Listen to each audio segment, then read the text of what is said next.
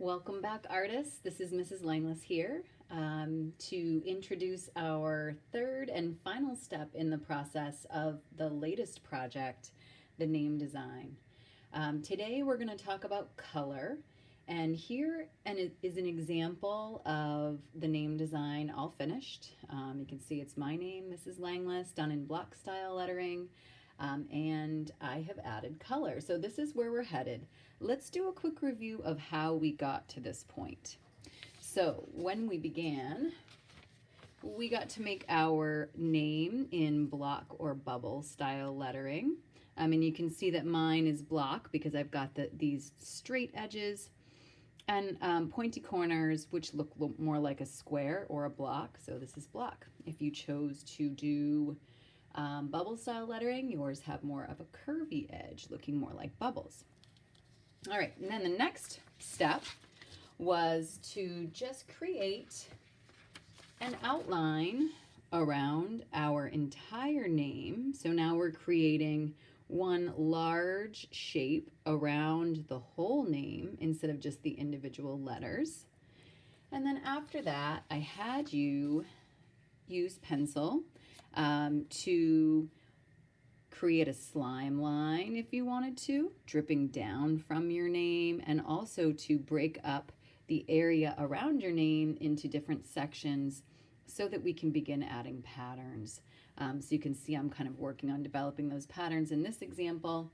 And then finally, when you're done with patterns, just like in the rest of the process, we are tracing everything with Sharpie to make those lines and shapes stand out. And what's really great is it actually makes coloring all that much easier when your lines are all traced as well. And I'll show you why in just a minute.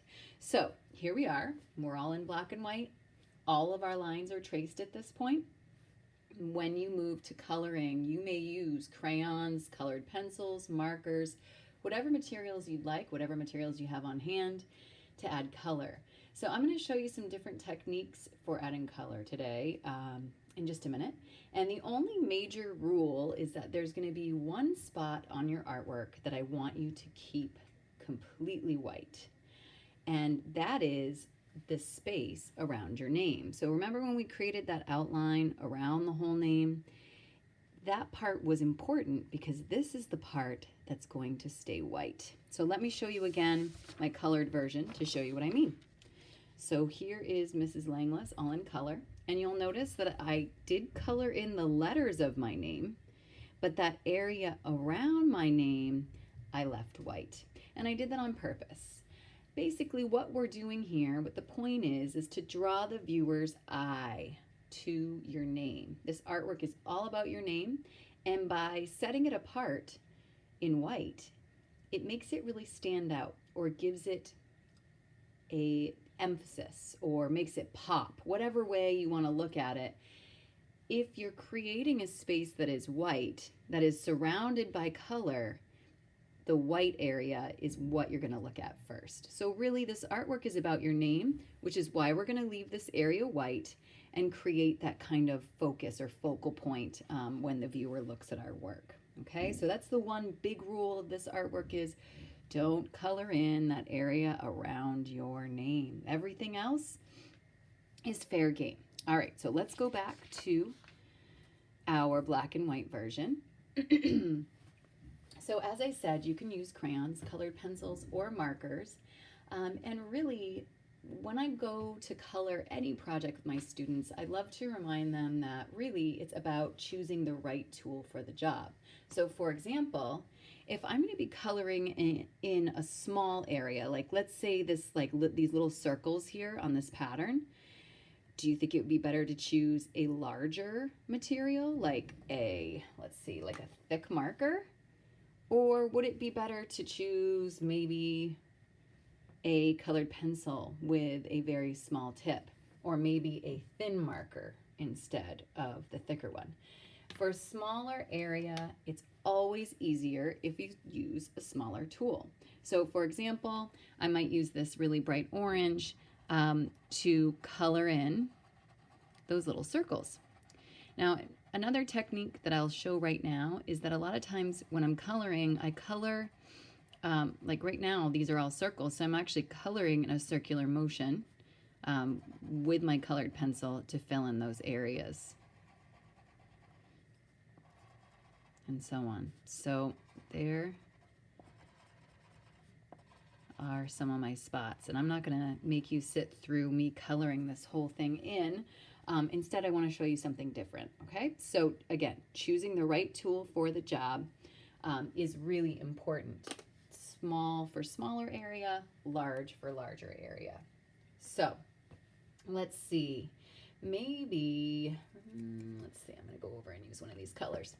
So I have this area up here, and before I mentioned to you that having it all traced in black marker or in Sharpie actually makes it easier for coloring, and I'm going to show you why.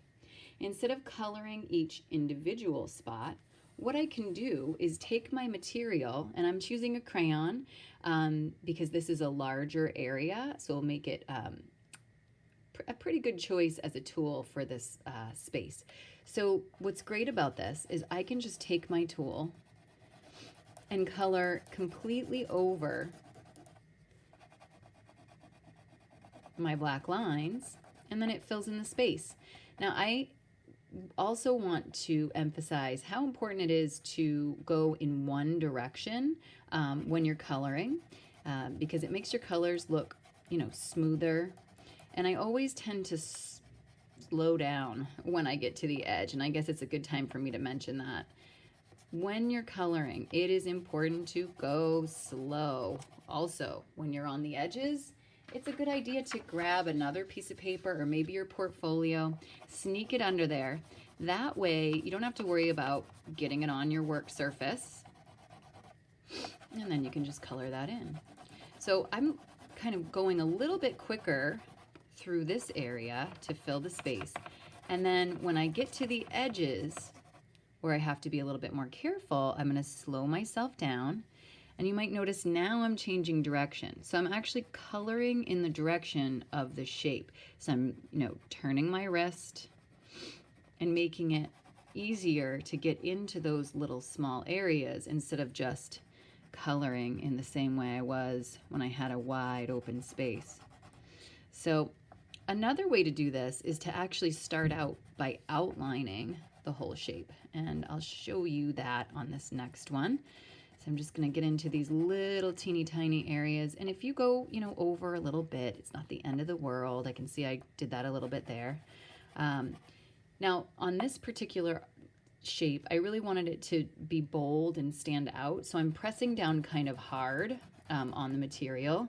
But if, you know, and a lot of my students in the past have heard me say, oh, rich and creamy coloring. Rich and creamy coloring means getting rid of all the white. And it does. It makes your colors really stand out, makes them look bold and really beautiful.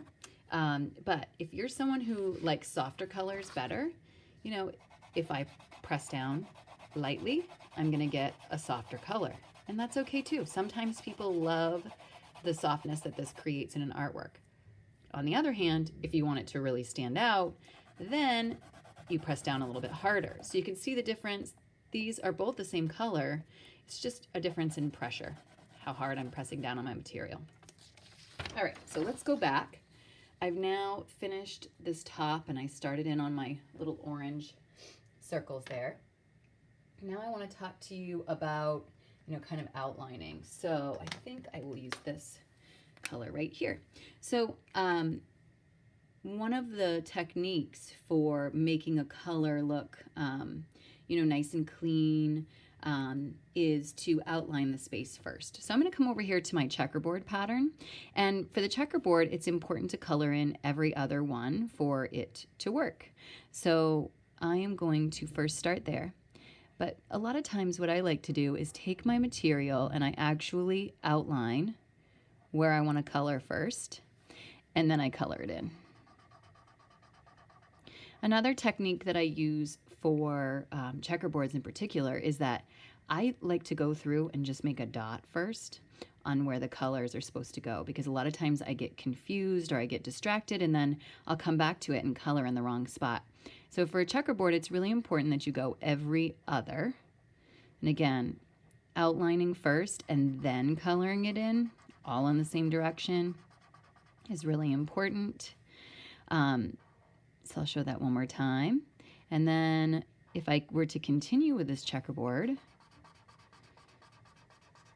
into this next row, I can't color in this one because then it would be one solid block and that would ruin the checkerboard effect. So I want to go every other. So this guy right here would be colored. And then, let's see, let me get all these edges. And again, I could come in, put a dot here because I know that I want to color this area. And then I can continue on the rest of my checkerboard just to keep myself on track. And I know that this shape in here is going to want to be that color too. Now I know it won't be this one, so it's this one. Another way to look at it is it's diagonally or diagonal rows. So I can kind of do this. So it's going to go doo-doo-doo-doo all the way up here. And then over here I can do the same thing. It's a diagonal row, so I can do those little dots. That way it just keeps me on track so that I don't color in the wrong spot. So now I've got all of those, and I need to, the photocopier didn't transfer those black lines, so I'll have to continue that right off the edge at a later date, but that gives you an idea of how I would go about doing the checkerboard. So the outlining can be really helpful as well. Let's see, have I mentioned everything? Oh, you know, most importantly, I think, in terms of all these coloring techniques, is just to really go slow. You've worked this hard so far on this project, getting it here, so it's really important to finish strong. Oh, I know one thing I wanted to tell you. A lot of times to make things go a little bit quicker and also create a certain amount of balance in my artwork, if I'm using a color, like let's say this raspberry color right here, if I'm using a color in one spot, I tend to do the color somewhere else as well. So maybe I would then, if I'm using it over here, I would maybe come up and maybe I'll do, you know, one of the stripes in this color. So it just kind of gives it a little bit of balance when you're using the color more than once in your artwork, and it makes the process go a little bit quicker as well. Let's see, is there anything else that I wanted to mention? I think that I covered it. So just to review, as you're coloring with crayons, colored pencils, or markers, and by the way, I love to use all different forms of art materials, art media in my artwork. So, you know, colored pencil, crayon, markers. It's kind of fun to play around with all of them. If you want to choose just one material too, that's totally up to you. But feel free to play around with all of them if you'd like and if you have access to them when you're at home. So here's my finished example. Take your time, go slow, choose some really amazing colors, and make sure to leave that white outline just white so that it creates that real pop that we're looking for to make your name really stand out and tell the viewer that it's the main subject of this artwork. So have a wonderful time with it. I'm really looking forward to seeing the finished products. You guys have been doing a great job so far. Please continue to email your work to me or upload it directly to Seesaw. And if you have any questions, again, just email me. You can also message me through Unified Classroom. Thanks for all your hard work, and I can't wait to see what you come up with. Have a great day.